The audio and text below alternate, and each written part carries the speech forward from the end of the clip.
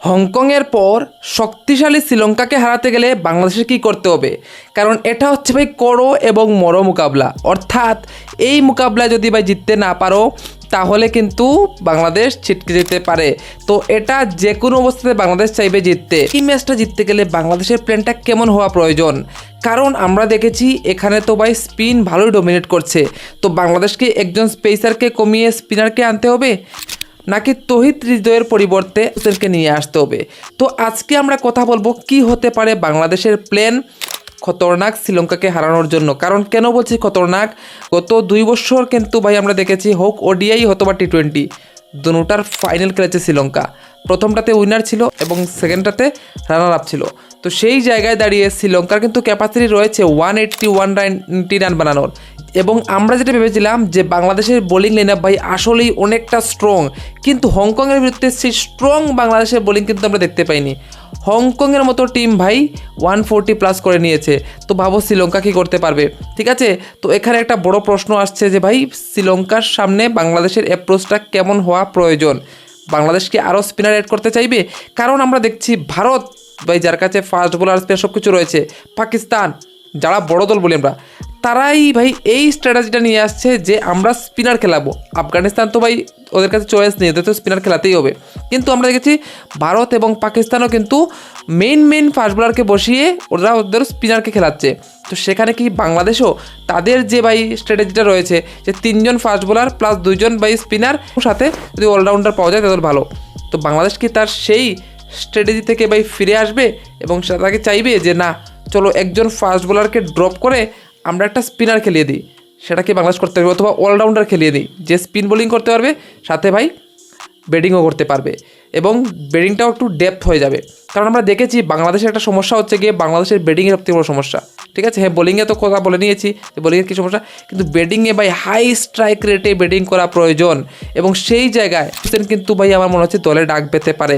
কারণ আমরা দেখেছি যে বিগত ম্যাচে ভাই কীভাবে হংকংয়ের বিরুদ্ধেই আমরা দেখেছি স্ট্রাগল করেছে ভাই তৌহিদ হৃদয়। তো তৌহিদ হৃদয় তো ভাই এক্সপিরিয়েন্স রয়েছে, তো তাকে কি ব্যাক করা হবে নাকি তার ফর্ম দেখে তাকে বাতিল করা হবে, সেটা হচ্ছে প্রশ্ন। যদি ভাই তোমাদের কি মতামত তোমরা অবশ্যই কমেন্টে বলবে, তৌহিদ হৃদয়কে খেলানো উচিত নাকি ভাই উচিত নয়। কারণ এমন না যে ভাই একটা ম্যাচ আরেকটা চান্স দিয়ে দেখি তারপর না হয় বদলে দেবো, এমন কিন্তু না হতে পারে। কারণ যদি ভাই শ্রীলঙ্কার সাথে হেরে যাও, কারণ তোমরা ভাই হংকংয়ের সাথে বেশি হাই রেটে জিততে পারো নি, তাহলে আফগানিস্তান যেরকম ভাই হংকংকে মাত দিয়েছে শ্রীলঙ্কাও সেম মাত দেবে।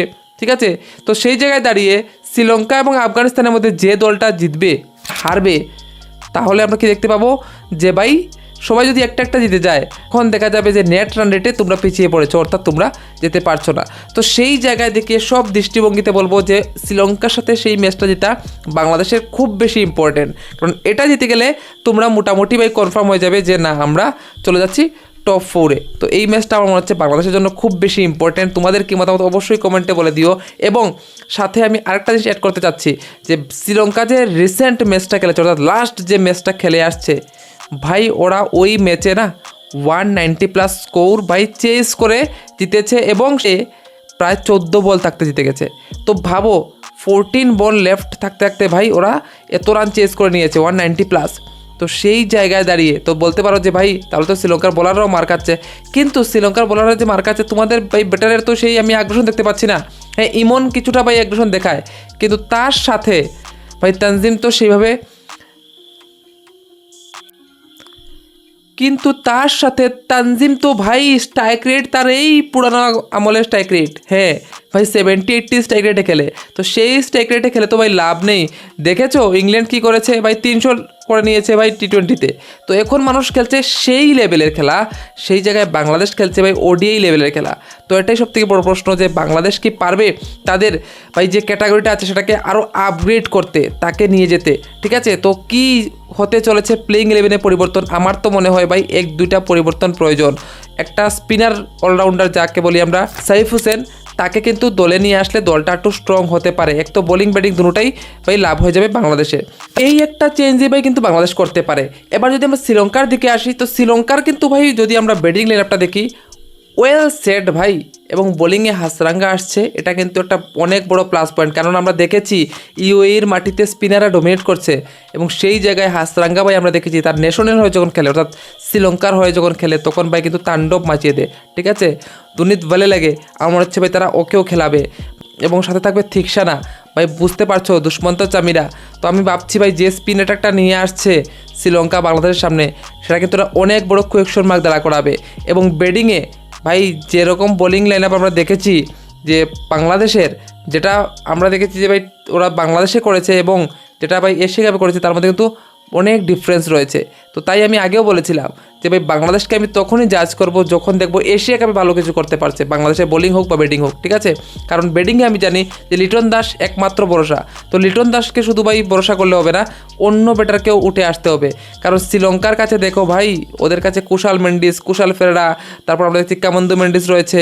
ঠিক আছে, দর্শন সানাকার এত একটা ভালো ফর্ম নেই, কিন্তু চরিত আসালাঙ্কা রয়েছে। তো ভাই অনেকটা ব্যাটসম্যান, ভরসা মন ব্যাটসম্যান কিন্তু রয়েছে শ্রীলঙ্কার কাছে। তো সেই জায়গায় একটা অনেক কঠিন টাফ বাইক ম্যাচ হবে। কারণ আমার নজরে শ্রীলঙ্কা বর্তমানে কিন্তু পাকিস্তান থেকেও আমি ভাবছি যে ভাই একটু উপরে হতে পারে। ঠিক আছে, সেকেন্ড পজিশনে কিন্তু শ্রীলঙ্কাও হতে পারে, কারণ ব্যাটিং দেখি।